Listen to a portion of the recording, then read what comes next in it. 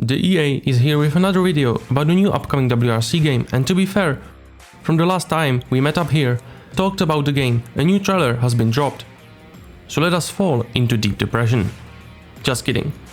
So first, again, the graphics. Honestly, I do not know what to think about the way the game looks. To me, it is a really terrible attempt at using Unreal Engine.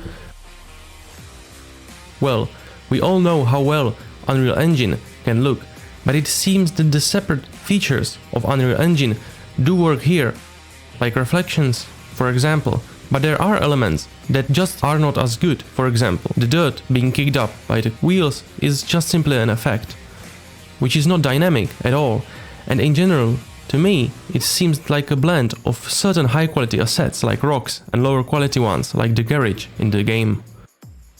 The lighting seems to be a bit off, and perhaps it's the lighting and sharpness that resembles more of a kiloton WRC game than Dirt Rally 2.0. I personally prefer the blurriness of Dirt. Really sharp, but overall some bits of footage look like one-man Unreal project, others look great. So, well, I suppose graphics do not matter as much, so let's move on.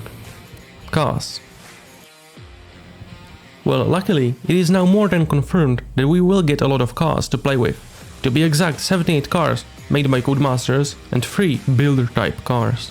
How the builder mode will work is still a mystery, and considering the fact that a new creative feature is being implemented under the EA leadership, I would not expect much, but it might be an amazing feature. The hybrid mode.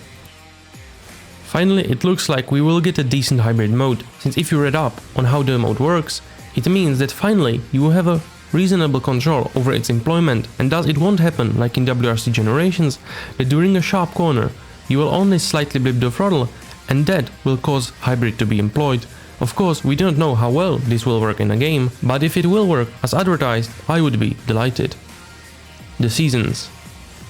The inclusion of seasons for the game is something great and definitely will add replayability, assuming that the base game will be worth to play through at least once.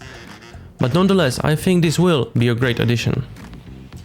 But while this is all nice, I do not think that any game developer can dethrone Richard Burns' Rally with EA restraining them, and to be honest, I think that the game has lost some of that Dirt feel and appeal. It looks so generic, almost like an Assetto Corsa mod.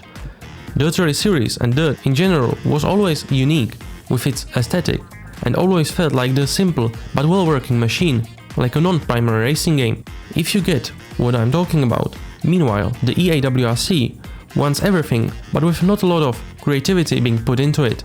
Perhaps the best example is the pace notes. The Dirt Rally has a stylish pace notes that are meant to fit the theme, but WRC has very clean, clear as day pace notes.